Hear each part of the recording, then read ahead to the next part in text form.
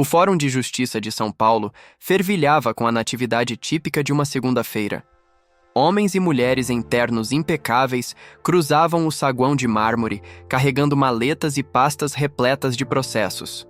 Entre eles, Gustavo Meireles, 45 anos, era facilmente reconhecível pelo traje Armani feito sob medida e a postura imponente que emanava a autoridade. Doutor Meireles, um momento, por favor. Uma jovem estagiária corria atrás dele, segurando uma pilha de documentos. Gustavo parou, consultou seu Rolex e suspirou com impaciência. Tenho exatamente 3 minutos antes da audiência. O Dr. Silveira pediu para entregar estes precedentes que podem ajudar no caso Petrobras. Gustavo folheou rapidamente os documentos, uma expressão de satisfação crescendo em seu rosto. Sua vitória estava praticamente garantida. 15 anos no direito empresarial haviam feito dele um dos advogados mais requisitados de São Paulo. Seu escritório ocupava 2 andares na Faria Lima, avenida símbolo do poder econômico brasileiro, e sua lista de clientes incluía 3 das maiores empresas do Ibovespa. Perfeito. Diga ao Silveira que estou impressionado. Enquanto caminhava para a sala 302, Gustavo notou um rapaz sentado num dos bancos de madeira do corredor. Aparentava uns 30 anos, vestia calças jeans simples, camisa social azul clara sem gravata e sapatos gastos. Lia atentamente algo em seu tablet, fazendo anotações num caderno surrado. Havia algo fora do lugar naquele homem. Parecia demasiado simples para estar ali, como se tivesse entrado por engano num ambiente que não lhe pertencia. Na sala de audiências, Gustavo organizava seus documentos quando percebeu o mesmo rapaz entrando timidamente. O jovem trocou algumas palavras com a secretária do juiz e sentou-se na última fileira. Gustavo ergueu uma sobrancelha intrigado. A audiência começou pontualmente. O juiz, Dr. Paulo Mendonça, era conhecido por sua rigidez e precisão. O caso envolvia uma disputa contratual complexa entre uma multinacional e um fornecedor brasileiro. Gustavo representava a multinacional. E como demonstram os precedentes, Excelência, não há qualquer fundamento jurídico para a reclamação do requerente. Gustavo concluía seu arrazoado com a confiança de quem sabia ter vencido. Foi quando o juiz, ajustando os óculos, disse algo inesperado. Doutor Meireles, suas considerações são pertinentes, mas gostaria de ouvir uma opinião acadêmica sobre este assunto em particular. Felizmente, temos conosco hoje o professor Daniel Arantes, que está aqui como observador. Professor, poderia nos dar seu parecer? Gustavo congelou. Professor? Olhou em volta, confuso, até que viu o rapaz simples levantar-se timidamente da última fileira. O jovem que ele havia considerado completamente fora de lugar caminhava agora para a frente da sala. Agradeço a oportunidade, Excelência, disse Daniel com voz suave mas firme. Acredito que há um ponto crítico sendo negligenciado nesta argumentação. Perdão, Excelência, Gustavo interrompeu, incapaz de conter-se. Não entendo por que estamos consultando alguém que nem sequer é parte do processo. O juiz Mendonça olhou por cima dos óculos com severidade. Dr. Meireles, o professor Arantes está aqui a meu convite para observar alguns procedimentos. Como autor de obras significativas na área, sua perspectiva é valiosa. Gustavo sentiu o golpe no ego, mas manteve a compostura. Autor? Aquele rapaz de roupas simples e postura insegura? Daniel pigarreou e continuou. O ponto que gostaria de destacar relaciona-se ao princípio da boa-fé objetiva nos contratos internacionais, especialmente quando há assimetria de poder entre as partes. Sua voz, inicialmente tímida, ganhava firmeza à medida que desenvolvia o raciocínio. Citou jurisprudências recentes, apontou inconsistências nos precedentes apresentados por Gustavo e ofereceu uma interpretação alternativa convincente do artigo contratual em disputa. E se observarmos a decisão do Tribunal de Justiça do Rio Grande do Sul, no caso Metalúrgica Abramo versus Corporation Delta, veremos que a interpretação mais adequada seria... Gustavo sentiu-se desarmado. Como aquele jovem conhecia um precedente tão obscuro que nem mesmo sua equipe havia encontrado? O pior, o argumento fazia sentido. Quando Daniel terminou, o silêncio na sala era palpável. O juiz fazia anotações com interesse renovado, enquanto os advogados da outra parte trocavam olhares surpresos e esperançosos. Agradeço a contribuição, professor, disse finalmente o juiz. Dr. Meirelles, gostaria de contrapor? Gustavo, sentindo-se desafiado, levantou-se. Com todo respeito ao professor, disse, enfatizando a palavra com um ligeiro sarcasmo. Acredito que sua interpretação, embora criativa, carece de fundamentação prática. No mundo real dos negócios, foi interrompido por uma observação certeira de Daniel sobre a recente mudança na jurisprudência do STJ sobre o tema. Gustavo tentou recuperar o controle da situação, mas cada argumento seu era rebatido com precisão pelo jovem professor. Ao final da audiência, o juiz anunciou: em vista dos pontos levantados, vou adiar minha decisão para analisar mais profundamente estas questões. As partes serão notificadas. No corredor, enquanto guardava seus documentos com raiva contida, Gustavo viu Daniel conversando humildemente com o juiz. Não pôde evitar aproximar-se quando estavam se despedindo. Professor Arantes, não é? Disse com um sorriso que não alcançava seus olhos. Devo dizer que fiquei surpreso com sua intervenção. Daniel estendeu a mão timidamente. Daniel Arantes, desculpe se causei algum transtorno. Apenas... Não, cortou Gustavo, apertando sua mão com força desnecessária. É sempre interessante ouvir teorias acadêmicas. Nós, que estamos na linha de frente, por vezes não temos tempo para devaneios teóricos. Os olhos de Daniel baixaram por um instante, mas logo se ergueram novamente. Entendo. Mas às vezes a teoria e a prática podem se beneficiar mutuamente. Certamente, respondeu Gustavo, agora nem tentando esconder o sarcasmo. Em qual faculdade? Leciona mesmo? Alguma dessas novas instituições do interior? USP, respondeu Daniel simplesmente. E também na FGV, ocasionalmente. Gustavo sentiu o golpe, mas manteve o sorriso. USP e FGV eram instituições de elite. Interessante.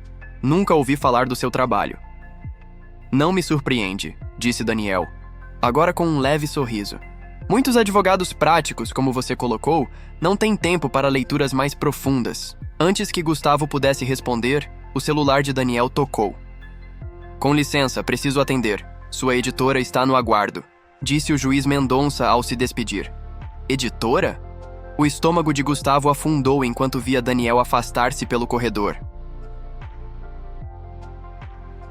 Escritório de Gustavo, na Faria Lima, oferecia uma vista deslumbrante de São Paulo. Do 28º andar, ele observava a cidade enquanto girava distraidamente uma caneta Mont Blanc entre os dedos. A reunião de emergência com sua equipe começaria em 5 minutos, e pela primeira vez em anos, Gustavo Meirelles sentia-se vulnerável.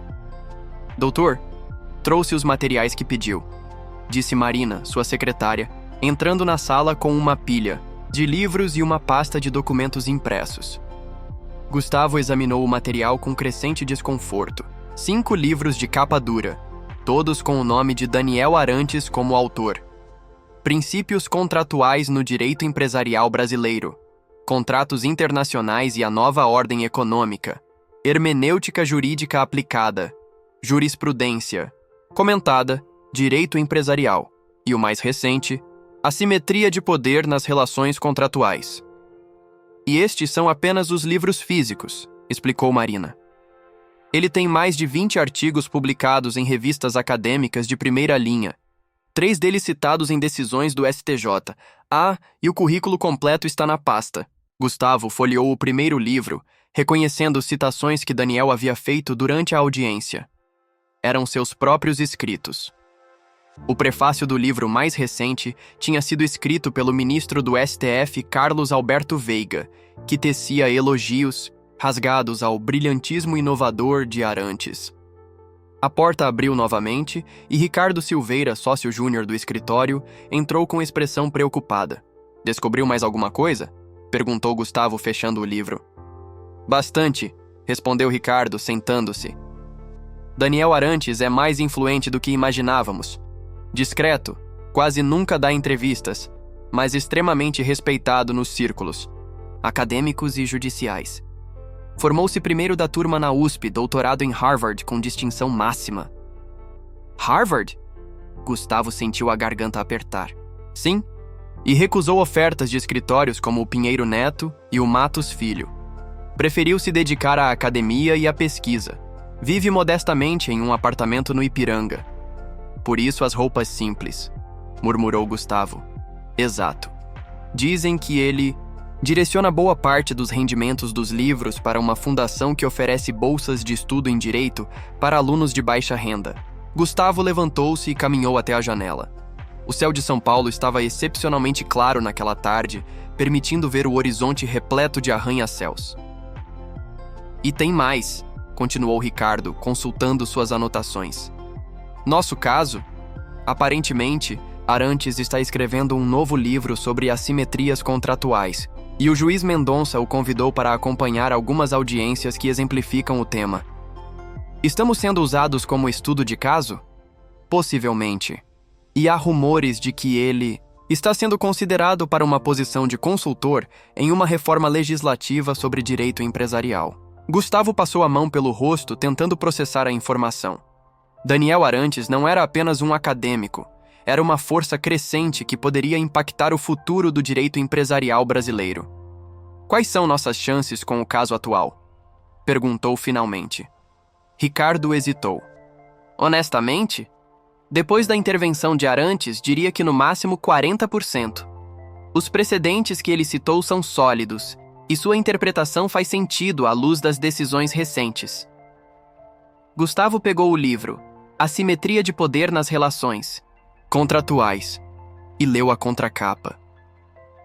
A foto mostrava Daniel com a mesma expressão tímida que exibia pessoalmente, quase desconfortável com a atenção, mas seus olhos transmitiam uma inteligência aguçada.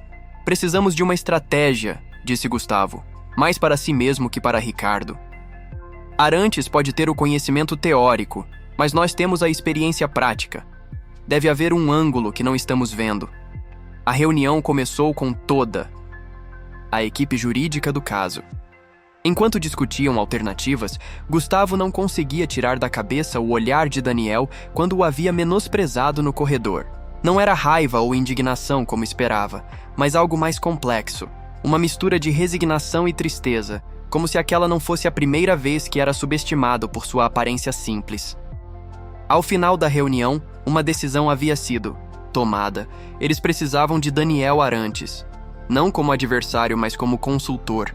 A questão era, depois do tratamento que Gustavo lhe dera, aceitaria ajudá-los? A biblioteca da Faculdade de Direito da USP, no Largo São Francisco, centro de São Paulo, era um santuário de conhecimento jurídico. Estantes centenárias de madeira escura guardavam tomos que testemunharam a evolução do direito brasileiro. O cheiro de livros antigos misturava-se ao silêncio respeitoso, quebrado apenas pelo ocasional folhear de páginas. Gustavo Meireles sentia-se deslocado ali. Não pisava naquele lugar desde seus tempos de estudante, mais de 2 décadas atrás. Passou o dedo pela lombada de um exemplar raro, lembrando-se do jovem idealista que fora. Quando foi que o sucesso profissional e financeiro se tornara sua única métrica de valor? Avistou Daniel Arantes numa mesa afastada, cercado por livros e com o inseparável tablet. Usava óculos de leitura que não estava usando no fórum, dando-lhe um ar ainda mais acadêmico. Absorto em seus estudos, não notou a aproximação de Gustavo. Professor Arantes. Daniel ergueu os olhos, surpresa evidente em seu rosto. Doutor Meireles? O que faz aqui? Podemos conversar?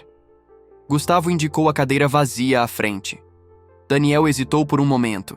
Depois, assentiu. Gustavo sentou-se, notando os títulos dos livros espalhados. Todos tratados avançados de direito, contratual em diferentes idiomas. Li seu livro sobre assimetria contratual, começou Gustavo. Devo admitir que é impressionante. Obrigado, respondeu Daniel cauteloso. Gustavo raramente tinha dificuldade com palavras, mas agora lutava para encontrá-las. Quero me desculpar pelo nosso encontro no fórum. Fui condescendente e arrogante. Daniel ajustou os óculos estudando Gustavo como estudaria um caso jurídico complexo. Apreciação aceita, Dr. Meirelles. Mas algo me diz que não veio até. Aqui apenas para se desculpar. Gustavo sorriu levemente, perspicaz como esperado. Tem razão. Vim propor uma consultoria. Meu escritório está disposto a pagar generosamente por sua expertise no caso Petrobras. Daniel fechou lentamente o livro que estava lendo. Entendo. Então a desculpa é apenas um prelúdio para um negócio. Não é assim, protestou Gustavo, embora soubesse que, em parte, era exatamente assim. Realmente lamento minha atitude e reconheço seu valor como jurista. As duas coisas não são mutuamente exclusivas.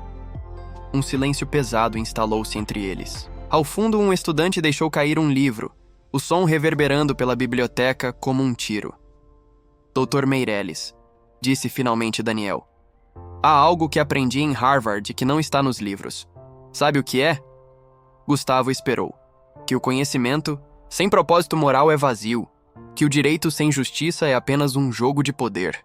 Filosofia interessante, comentou Gustavo, desconfortável. Mas no mundo real... No mundo real, interrompeu Daniel com uma firmeza surpreendente. É exatamente onde esses princípios importam mais. Li sobre seu caso. Sua cliente, a multinacional, incluiu cláusulas deliberadamente ambíguas no contrato, aproveitando-se da inexperiência do fornecedor brasileiro. Gustavo manteve a expressão neutra, mas sentiu o golpe. Era verdade. A estratégia havia sido justamente explorar brechas contratuais para maximizar o lucro da multinacional. É uma interpretação, respondeu defensivamente. É a realidade, rebateu Daniel. E é exatamente o tipo de assimetria que abordo em meu trabalho.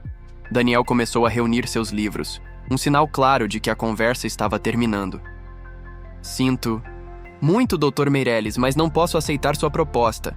Seria contradizer tudo o que defendo. Podemos dobrar o valor, ofereceu Gustavo, sentindo-se subitamente desesperado. Não estava acostumado a ouvir não como resposta. Daniel sorriu, tristemente. Aí está novamente seu erro.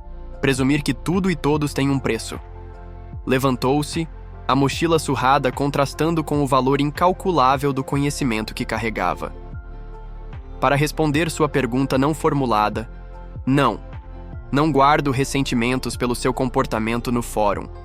Estou acostumado a ser julgado pela aparência, mas esperava mais de alguém com sua reputação. Gustavo sentiu o peso daquelas palavras como nunca sentira o peso de uma decisão judicial desfavorável. Vou oferecer um conselho gratuito, disse Daniel, já se afastando. Releia o artigo 422 do Código Civil sobre boa-fé objetiva. E depois pergunte a si mesmo o que realmente importa no final do dia. Deixou Gustavo sozinho na mesa, cercado por livros jurídicos que subitamente pareciam acusadores em seu silêncio. Pela janela da biblioteca, o advogado observou Daniel atravessando o pátio histórico da faculdade. Um estudante abordou o professor, mostrando-lhe algo em um livro. Mesmo à distância, Gustavo podia ver a paciência e atenção genuína com que Daniel respondia, contrastando com sua própria impaciência habitual com jovens advogados.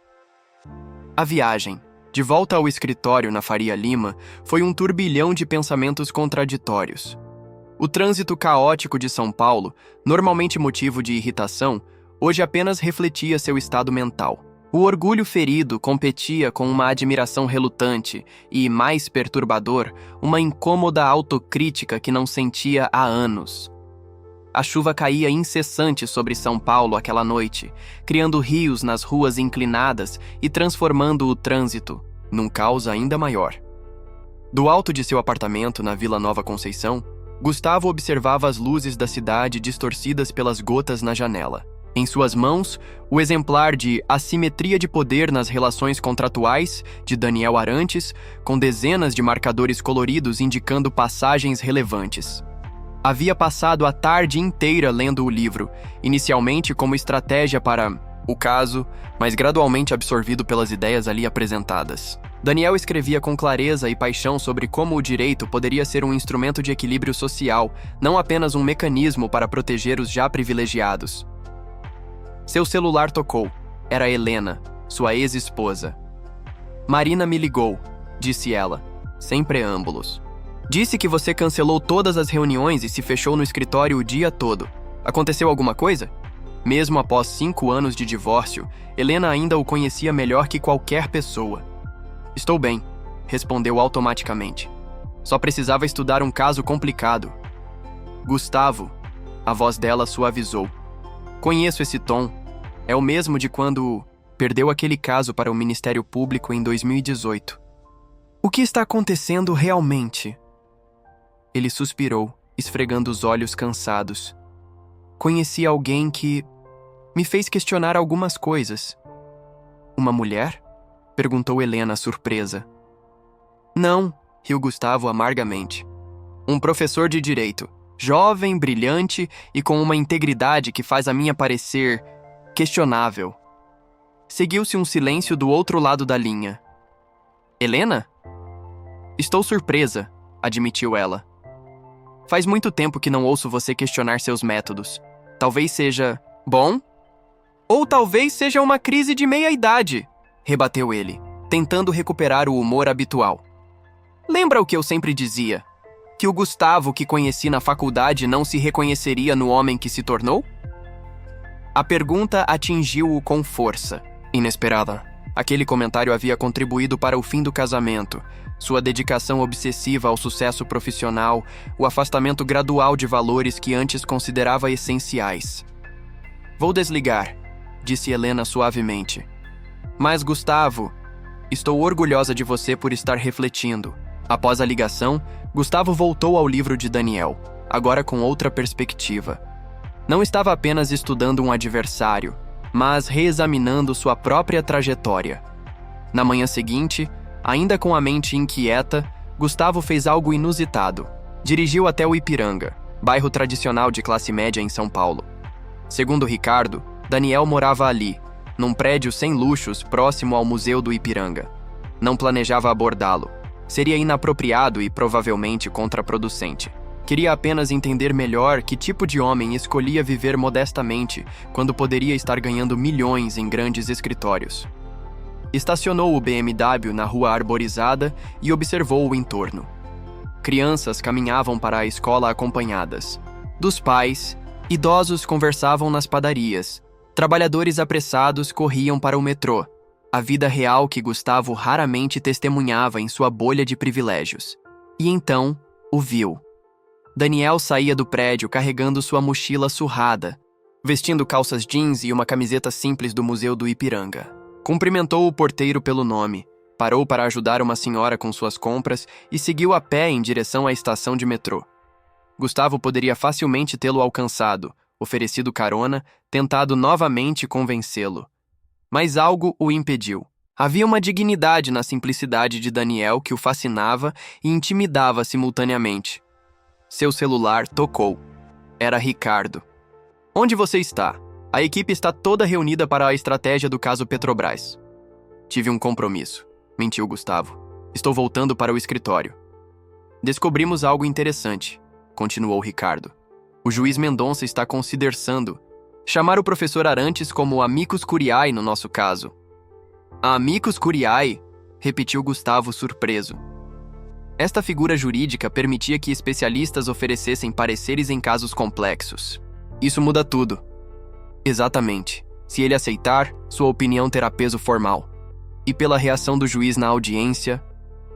Já entendi, interrompeu Gustavo, ligando o carro. Preciso pensar. No caminho para o escritório, uma ideia começou a se formar em sua mente. Se não podia ter Daniel como aliado, precisava neutralizá-lo como adversário. Não através de ataques ou manipulações. Esses métodos não funcionariam com alguém de sua integridade, mas talvez através de um caminho mais surpreendente, a verdadeira mudança. Chegando ao edifício espelhado na Faria Lima, Gustavo fez algo que chocou sua equipe.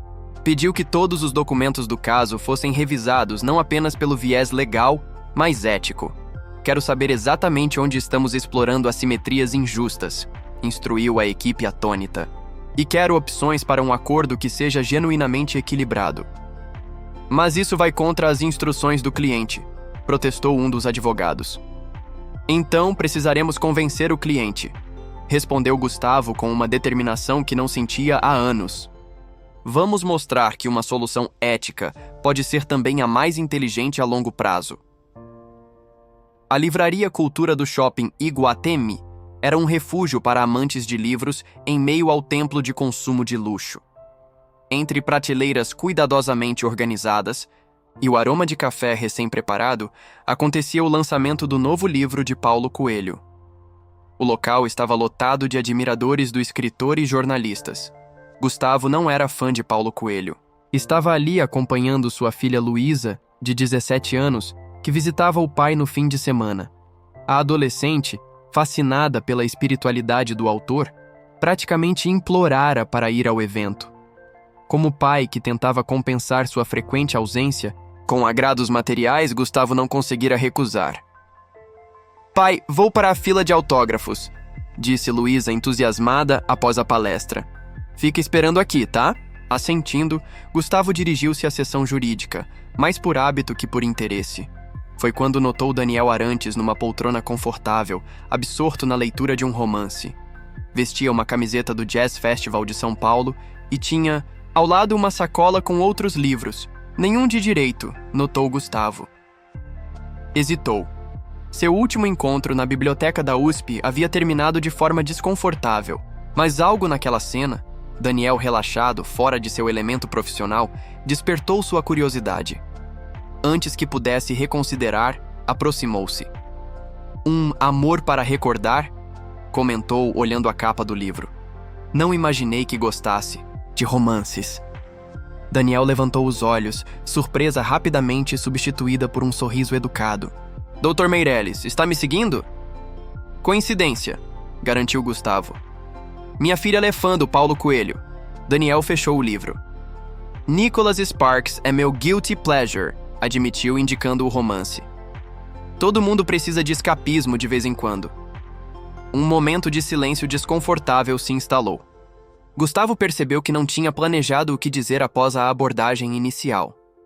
"Posso?", perguntou, indicando a poltrona vazia ao lado. Daniel assentiu. Gustavo sentou-se, notando que o jovem professor parecia mais relaxado fora dos ambientes jurídicos. "Ouvi que o juiz Mendonça está considerando convidá-lo como amicus curiae no caso Petrobras." "Notícias correm rápido", comentou Daniel. "Sim, recebi o convite, mas ainda não decidi." "Por quê?" Daniel estudou Gustavo por um momento, como se avaliasse sua sinceridade. "Porque casos como esse raramente são sobre justiça. São batalhas de gigantes corporativos onde pequenos fornecedores são peões sacrificáveis. Prefiro contribuir onde posso realmente fazer diferença." A resposta pegou Gustavo de surpresa. Não era cinismo, mas uma espécie de idealismo desencantado. "E se eu dissesse que estamos reavaliando nossa abordagem?" Daniel ergueu uma sobrancelha cético. "Reavaliando como?" "Propondo um acordo mais equilibrado, reconhecendo as cláusulas problemáticas e oferecendo compensações justas." "Por que faria isso?" "Vai contra os interesses imediatos do seu cliente." Gustavo respirou fundo. "Talvez porque comecei a questionar o que constitui o verdadeiro interesse do cliente a longo prazo. Reputação, relacionamentos sustentáveis com fornecedores, contribuição para um ambiente de negócios mais saudável no Brasil." Daniel inclinou-se para frente, genuinamente intrigado. "Devo admitir que não esperava isso de você, Dr. Meirelles." "Gustavo, por favor", corrigiu ele. "Nem eu esperava de mim mesmo, para ser honesto." Daniel riu, um som surpreendentemente caloroso vindo de alguém geralmente tão contido. "O que mudou?" Era a pergunta que Gustavo vinha fazendo a si mesmo nos últimos dias. "Li seu livro", respondeu finalmente. "E percebi que, em algum momento do caminho, esqueci por que escolhi o direito. Não foi para vencer a qualquer custo." Uma garota adolescente aproximou-se deles, carregando um exemplar autografado. "Pai, consegui!" Ele escreveu uma dedicatória especial e... Parou, notando Daniel. "Desculpe, estou interrompendo?" "Não, querida", sorriu Gustavo. "Esta é Luísa, minha filha. Luísa, este é o professor Daniel Arantes." "Professor?" Os olhos de Luísa brilharam de reconhecimento. "O autor de Assimetria de Poder nas Relações Contratuais?" Meu professor de introdução ao direito mencionou seu trabalho na semana passada. Daniel corou levemente, claramente desconfortável com o reconhecimento. Seu professor tem bom gosto, brincou. Você estuda direito? Perguntou a Gustavo surpreso. Primeiro semestre na PUC, respondeu Luísa orgulhosa. Contra a vontade dele, acrescentou, indicando o pai com um sorriso provocador. Queria que ela escolhesse medicina ou engenharia, admitiu Gustavo. Algo mais lucrativo e menos complicado. Eticamente, sugeriu Daniel com um leve sorriso. Exatamente, concordou Gustavo, retribuindo o sorriso. Luísa olhava de um para o outro, intrigada pela dinâmica. Vocês se conhecem há muito tempo?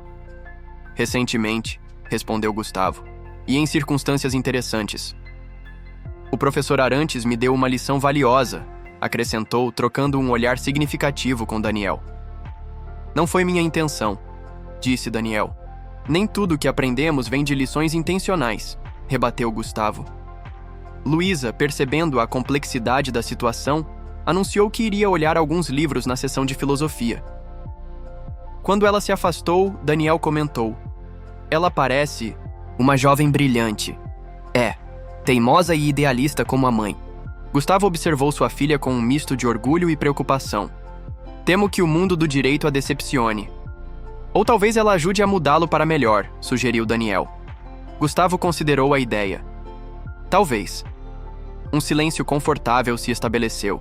Entre eles, muito diferente da tensão de seus encontros anteriores. Sobre sua oferta de reavaliar a abordagem no caso, retomou Daniel. Eu apreciaria ver essa proposta. Mesmo? Vou ser honesto. Ainda estou cético, mas estou disposto a ouvir.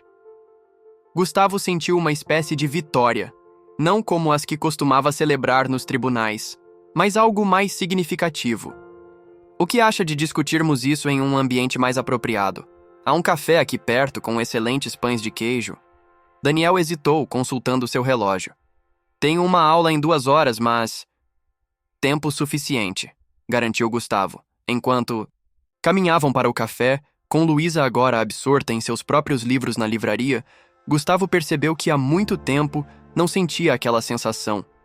A de estar genuinamente interessado no pensamento de alguém, não para manipulá-lo ou derrotá-lo, mas para aprender. O café Bela Vista, estrategicamente posicionado no terraço do shopping, oferecia uma visão panorâmica de São Paulo. Apesar do nome italiano, servia autênticos quitutes mineiros. A tarde ensolarada tornava o cenário perfeito para a conversa que se desenrolaria. Gustavo, Daniel e Luísa ocuparam uma mesa afastada. A jovem, após alguns minutos de conversa, atingida pelo tédio natural dos adolescentes quando adultos discutem questões profissionais, pediu licença para visitar algumas lojas. Ela me lembra você na audiência, comentou Gustavo e observando a filha se afastar. A mesma atenção aos detalhes, a mesma indignação com injustiças. Daniel sorriu, tomando um gole de café. É um elogio inesperado. Estou cheio de surpresas. Ultimamente, admitiu Gustavo abrindo seu tablet. Aqui está a nova proposta que elaboramos para o caso Petrobras. Daniel inclinou-se, ajustando os óculos para ler o documento.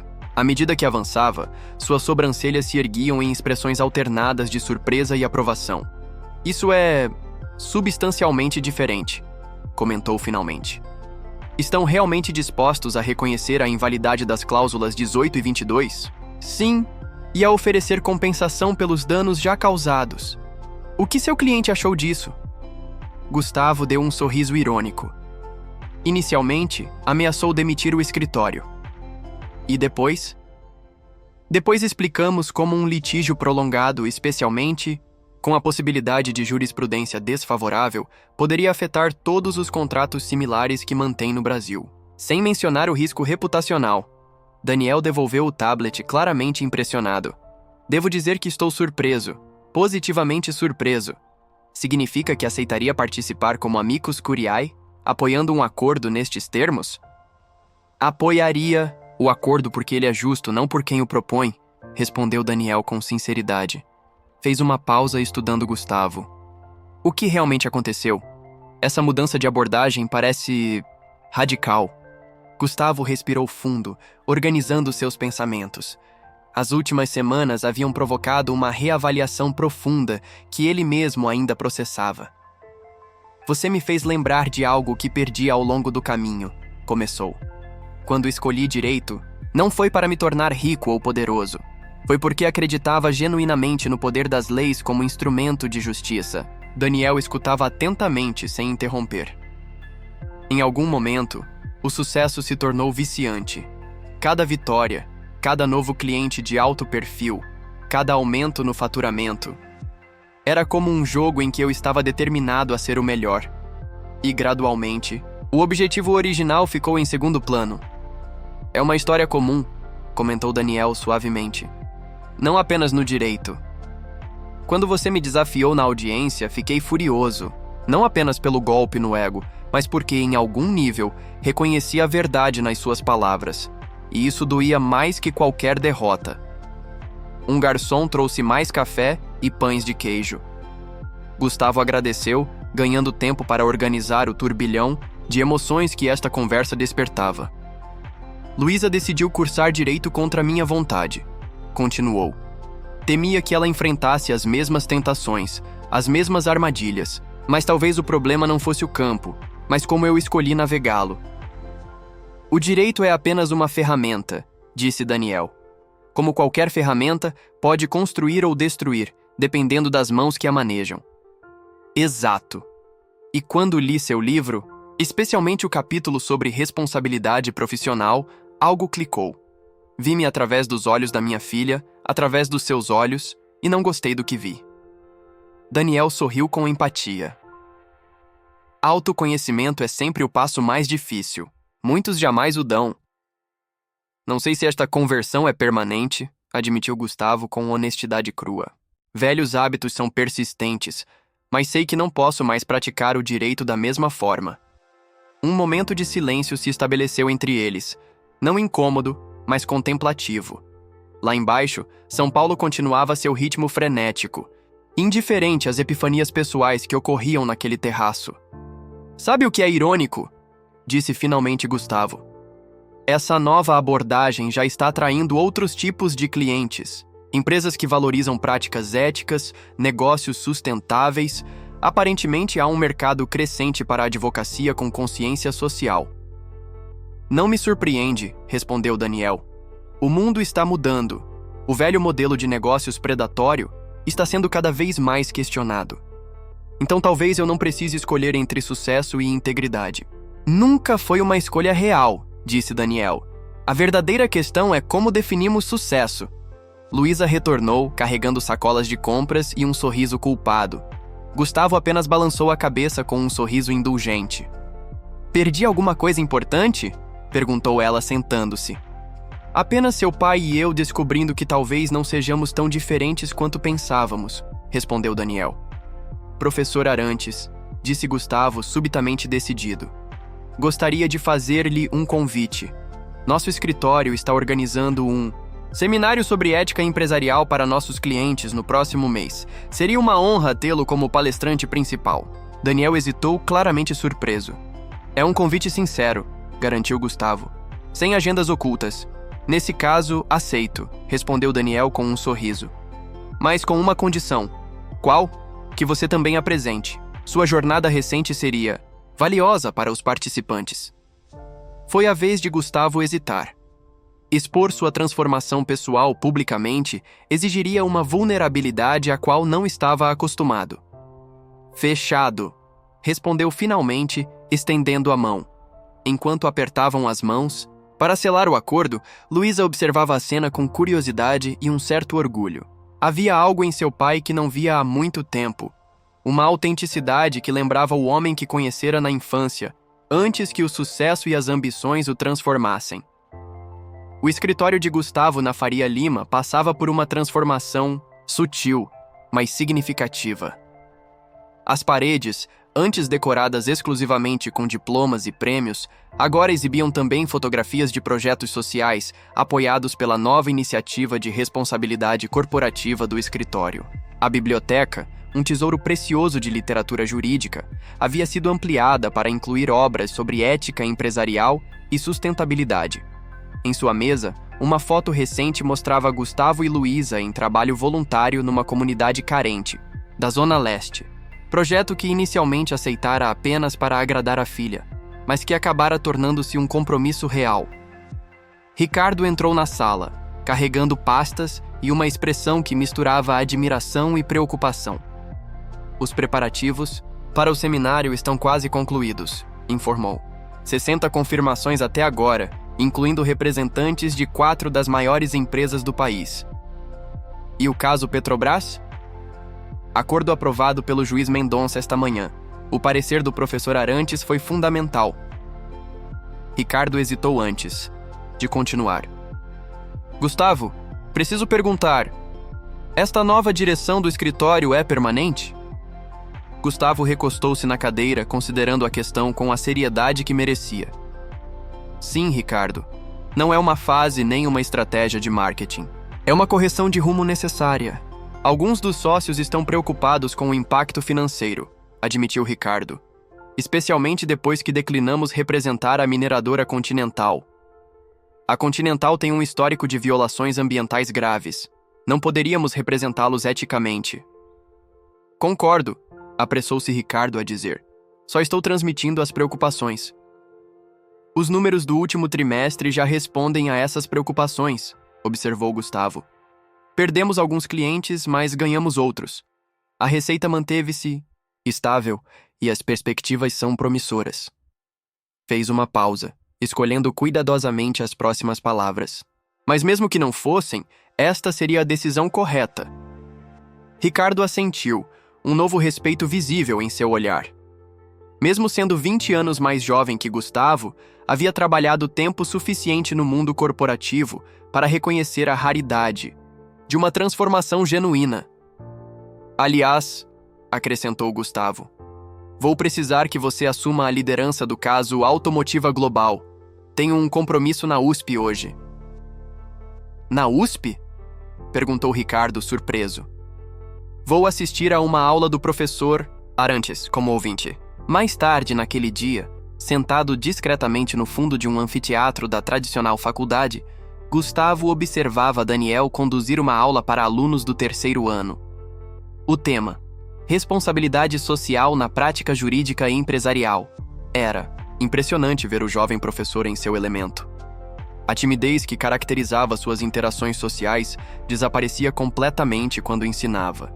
Falava com paixão e autoridade, engajando os estudantes em debates complexos sobre o papel do advogado em uma sociedade desigual como a brasileira. No final da aula, quando os alunos já haviam saído, Daniel notou Gustavo.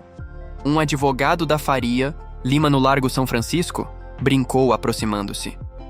Os tempos realmente estão mudando. Apenas um velho aluno revisitando suas raízes, respondeu Gustavo. Impressionante sua aula. Obrigado. Está aqui apenas como observador ou... Na verdade, tenho um pedido. Estou finalizando minha apresentação para o seminário e gostaria da sua opinião. Daniel olhou para ele com curiosidade. Claro. Quer discutir agora? Se não for inconveniente. Sei que seu tempo é valioso. Tenho 1 hora antes da próxima aula. Há um café aqui perto que os professores frequentam. Enquanto caminhavam pelo campus histórico, Gustavo sentiu uma nostalgia inesperada.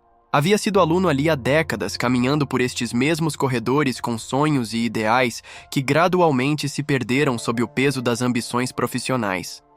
No café, após pedirem expressos, Gustavo abriu seu tablet. Decidi abordar um tema arriscado, explicou. Como práticas jurídicas aparentemente legais podem perpetuar injustiças estruturais. Passou o tablet para Daniel. Gostaria de sua opinião honesta. Daniel leu atentamente, ocasionalmente assentindo ou franzindo a testa. Corajoso, comentou finalmente. Especialmente esta parte onde você usa exemplos de sua própria carreira para ilustrar o problema. Corajoso ou imprudente? Ambos talvez, sorriu Daniel. Mas necessário. O que seus sócios acham disso? Ainda não mostrei a eles, admitiu. Gustavo. Alguns provavelmente pensarão que enlouqueci. E sua filha? Luísa leu. Disse que finalmente reconhece o advogado que eu prometia ser quando ela era criança. Daniel devolveu o tablet. Sabe o que mais me impressiona nisso tudo? Não. É a mudança em si, mas sua disposição para questionar publicamente seu próprio caminho. Isso requer uma coragem rara. Ou talvez apenas o cansaço de viver uma vida que já não faz sentido, respondeu Gustavo com honestidade. Um silêncio confortável se estabeleceu entre eles. Lá fora, estudantes passavam apressados, carregando livros e sonhos, tal como Gustavo e Daniel haviam feito em suas respectivas épocas. Tenho outra proposta para você, disse Gustavo finalmente. Estamos criando um núcleo de prática jurídica pro Bono no escritório. Gostaria que você fosse consultor acadêmico. Ajudaria a selecionar casos e orientar a equipe. Daniel pareceu genuinamente surpreso. Por que eu? Porque você nunca perdeu de vista o que realmente importa, respondeu Gustavo simplesmente. E podemos aprender muito com isso. O jovem professor considerou a oferta por um momento. Aceito, mas com uma condição. Estou começando a notar um padrão aqui, sorriu Gustavo. Quero que estudantes de direito da USP, especialmente bolsistas de baixa renda, possam estagiar neste núcleo. Isso é perfeitamente factível. Daniel estendeu a mão. Então temos um acordo. Enquanto apertavam as mãos, Gustavo percebeu quão longe havia chegado desde aquele primeiro encontro no fórum. O homem que havia menosprezado por sua aparência simples estava agora ajudando-o a redefinir seu legado profissional. Ainda temos tempo, observou Daniel, consultando o relógio. Há algo mais na apresentação que gostaria de discutir? Na verdade, sim, admitiu Gustavo. O final, não consigo encontrar uma conclusão que não soe autoindulgente ou pretensiosa. Talvez porque você esteja pensando nisto como um fim, quando na verdade é apenas um novo começo, sugeriu Daniel. Gustavo considerou a ideia, um leve sorriso formando-se em seus lábios. Um novo começo, gosto disso. O auditório do Renaissance Hotel, na região da Berrine, estava lotado. Mais de 200 profissionais, advogados, empresários, executivos e estudantes de direito haviam comparecido ao seminário Ética e Responsabilidade na Advocacia Empresarial. O evento, inicialmente planejado como uma iniciativa modesta, do escritório de Gustavo, havia atraído atenção significativa nos círculos jurídicos e empresariais de São Paulo. Os painéis da manhã, conduzidos por especialistas renomados, haviam sido bem recebidos. Agora, após o almoço, aproximava-se o momento que muitos consideravam o ponto alto do evento: a palestra conjunta de Gustavo Meirelles e Daniel Arantes. Nos bastidores, Gustavo ajustava sua gravata, tentando controlar a ansiedade que não sentia desde seus primeiros dias como advogado. Helena, sua ex-esposa, aproximou-se com um sorriso encorajador. Obrigado por vir, disse ele, genuinamente grato pela presença dela. Não perderia por nada, respondeu Helena. Ver você falar sobre ética empresarial depois de todos estes anos? O mundo realmente está cheio de surpresas. O comentário era provocativo, mas carinhoso. Helena, psicóloga respeitada, sempre fora sua crítica mais honesta e sua apoiadora mais leal, mesmo após o divórcio. Conseguiu um lugar na primeira fila para Luísa, continuou ela. Ela está tão orgulhosa que mal consegue conter o entusiasmo. Gustavo sorriu, pensando na filha. Sua relação com Luísa, antes marcada por distanciamento e incompreensões, havia melhorado significativamente nos últimos meses. Daniel aproximou-se, parecendo surpreendentemente confiante em um terno bem cortado, presente de Gustavo para a ocasião, embora tivesse sido difícil convencê-lo a aceitá-lo. Estão prontos? Perguntou um dos organizadores, consultando o relógio. 5 minutos. Quando os 3 palestrantes subiram ao palco, Gustavo, Daniel e uma juíza do tribunal de justiça que moderaria a discussão, o auditório irrompeu em aplausos. Gustavo reconheceu diversos rostos na plateia. Clientes, colegas, concorrentes, alguns claramente céticos quanto à sua conversão, outros genuinamente interessados na transformação de um dos escritórios mais agressivos de São Paulo. Juíza abriu a sessão com uma introdução eloquente sobre os desafios éticos contemporâneos da advocacia empresarial no Brasil. Em seguida, convidou Daniel para sua apresentação inicial. Com a segurança de quem dominava completamente o tema, Daniel conduziu a plateia por uma análise lúcida das contradições do sistema jurídico brasileiro e como advogados corporativos frequentemente exploravam estas falhas não por necessidade, mas por hábito e ganância. Não estou sugerindo uma abordagem ingênua ou contraproducente, esclareceu. É possível defender legitimamente os interesses dos clientes sem comprometer princípios éticos fundamentais. O que proponho é uma advocacia empresarial que considere não apenas os ganhos imediatos, mas também impactos sociais e ambientais de longo prazo. Quando concluiu, os aplausos foram entusiasmados, especialmente entre os estudantes e advogados mais jovens presentes. Passo agora a palavra ao Dr. Gustavo Meirelles, anunciou a juíza, que nos falará sobre sua experiência pessoal e visão para o futuro da advocacia empresarial no Brasil. Gustavo levantou-se, sentindo o peso de todos os olhares. Por um breve momento, considerou moderar seu discurso, apresentar uma versão mais palatável e menos vulnerável de sua jornada. Mas ao ver Luísa na primeira fila, lembrou-se do compromisso que fizera consigo mesmo. Quando comecei minha carreira, iniciou com voz firme. Acreditava que o sucesso de um advogado era medido por vitórias nos tribunais e pelo tamanho da conta bancária. Fez uma pausa, observando reações na plateia. Alguns acenos de reconhecimento, outros olhares desconfortáveis. Essa mentalidade me levou longe. Construí um dos escritórios mais lucrativos do país e ganhei uma reputação de assassino nos tribunais, um termo que, vergonhosamente, costumava me orgulhar. Gustavo, então, compartilhou o episódio do fórum, seu encontro com Daniel, a subsequente crise de consciência e reavaliação de valores. Falou com honestidade sobre os desafios de mudar práticas enraizadas, as resistências enfrentadas e os benefícios inesperados dessa transformação. Descobri que clientes verdadeiramente visionários não querem apenas um advogado que vence a qualquer custo. Querem um parceiro que os ajude a navegar complexidades éticas, que considere implicações além do ganho imediato, que os auxilie a construir empresas sustentáveis não apenas financeiramente, mas socialmente. Concluiu com uma reflexão provocativa. A verdadeira prática jurídica transformadora não é aquela que simplesmente manobra dentro das leis existentes, mas a que ajuda a moldar um sistema legal mais justo e equitativo para o futuro. O silêncio que se seguiu foi momentaneamente desconfortável, logo quebrado por aplausos, primeiro hesitantes, depois crescendo em intensidade. Na primeira fila, Luísa tinha lágrimas nos olhos enquanto aplaudia de pé, seguida por Daniel, e gradualmente por grande parte da plateia. A sessão de perguntas e respostas que se seguiu foi vibrante. Alguns questionamentos eram céticos, outros inspirados, mas todos genuinamente engajados com as ideias apresentadas. Um jovem advogado levantou-se.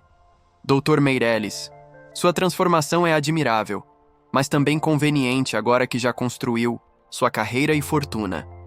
O que diria para jovens advogados que estão apenas começando e enfrentam pressões enormes para adotar exatamente as práticas que você agora critica? A pergunta provocou murmúrios na plateia. Era o tipo de confronto que o antigo Gustavo teria rebatido com uma resposta cortante e defensiva. Mas o Gustavo que estava no palco agora era diferente. É uma observação justa, reconheceu. É mais fácil ter princípios quando se tem segurança financeira. Não pretendo ser um modelo de virtude, nem julgar as escolhas difíceis que jovens profissionais enfrentam. Fez uma pausa, considerando cuidadosamente suas próximas palavras. O que posso dizer, no entanto, é que o preço pessoal do sucesso a qualquer custo é mais alto do que percebemos.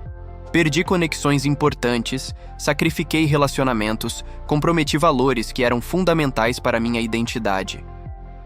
Pergunta que deixo para vocês não é como ser ético e ainda ter sucesso, mas que tipo de sucesso realmente importa? Daniel acrescentou: se me permitem complementar, parte da solução está em mudarmos coletivamente a cultura jurídica. Quanto mais profissionais exigirem ambientes de trabalho éticos, mais o mercado terá que se adaptar. Ao final do evento, enquanto a plateia se dispersava, vários participantes aproximaram-se para conversas individuais.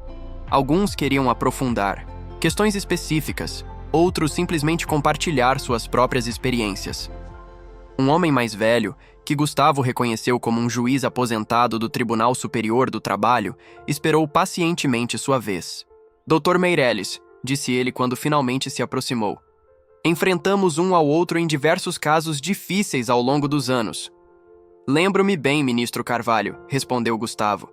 Haviam sido adversários frequentes em disputas trabalhistas complexas. Sempre admirei sua inteligência, ainda que frequentemente discordasse de seus métodos, continuou o juiz aposentado. Hoje, pela primeira vez, senti que estava ouvindo não apenas um advogado brilhante, mas um homem completo. Parabéns. O comentário tocou Gustavo mais profundamente do que qualquer elogio técnico que já recebera em sua carreira. 6 meses após o seminário, a sala de reuniões principal do escritório Meirelles em Associados fervilhava com atividade. As paredes de vidro permitiam ver a cidade de São Paulo ao entardecer, luzes começando a pontilhar a metrópole enquanto o sol se punha. Ao redor da grande mesa de madeira, uma equipe diversificada discutia animadamente. Advogados experientes. Do escritório, jovens estudantes de direito da USP, a maioria bolsistas do programa criado em parceria com Daniel, e representantes de uma cooperativa de catadores de material reciclável da periferia. O caso em questão era emblemático, da nova direção do escritório. A cooperativa enfrentava uma grande empresa de gestão de resíduos que tentava monopolizar o lucrativo mercado de reciclagem industrial, ameaçando o sustento de centenas de famílias que viviam dessa atividade há décadas. Nossa estratégia não pode ser apenas defensiva, explicava Gustavo, em pé diante de um quadro coberto de anotações. Precisamos propor um novo modelo regulatório que reconheça formalmente o papel histórico dos catadores no sistema de reciclagem brasileiro. Uma jovem estudante, filha de catadores e primeira de sua família a entrar na universidade, levantou a mão timidamente. Dr. Meirelles, e se combinássemos isso com uma proposta de economia circular? Existem precedentes internacionais que poderíamos adaptar à realidade brasileira. Gustavo sorriu, genuinamente impressionado. Excelente observação, Raquel. Pode liderar um grupo para desenvolver essa ideia? O brilho nos olhos da jovem ao receber essa responsabilidade lembrou-o de si mesmo décadas atrás, quando ainda acreditava no poder transformador do direito. A reunião continuou por mais 1 hora, até que Gustavo notou Daniel observando discretamente da porta. Acho que é um bom momento para encerrarmos por hoje, anunciou. Amanhã às 9h continuamos. Raquel, aguardo ansiosamente suas ideias sobre economia circular.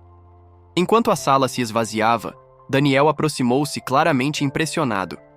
Quando você disse que estava transformando o escritório, não imaginei algo tão radical. Gustavo riu. Nem eu, para ser honesto. Mas uma vez que começamos a mudar a direção, descobrimos possibilidades que nem sabíamos que existiam. Caminharam juntos até o escritório particular de Gustavo, onde a vista da cidade era ainda mais impressionante. O núcleo pro bono já assumiu 15 casos, informou Gustavo com orgulho. E o mais interessante, nossos advogados estão competindo para participar. Descobriram que é o trabalho mais gratificante que já fizeram. E os clientes tradicionais? Os sócios conservadores? Perdemos alguns clientes, é verdade. 3 sócios saíram para abrir seu próprio escritório tradicional. Mas ganhamos outros clientes, empresas que valorizam uma abordagem mais ética e sustentável. Gustavo sorriu. O escritório não apenas sobreviveu, está prosperando de uma forma que nunca imaginei possível. Daniel sorriu. Você tem uma perspectiva única. Conhece o sistema por dentro, o vivenciou no topo e agora está trabalhando para transformá-lo. Essa jornada é valiosa para os estudantes. Gustavo sentiu-se genuinamente emocionado com o convite. Ensinar havia sido um sonho distante no início de sua carreira, abandonado em favor de ambições mais lucrativas. Seria uma honra, respondeu finalmente. Daniel sorriu, satisfeito. Excelente. Ah, E há mais uma coisa.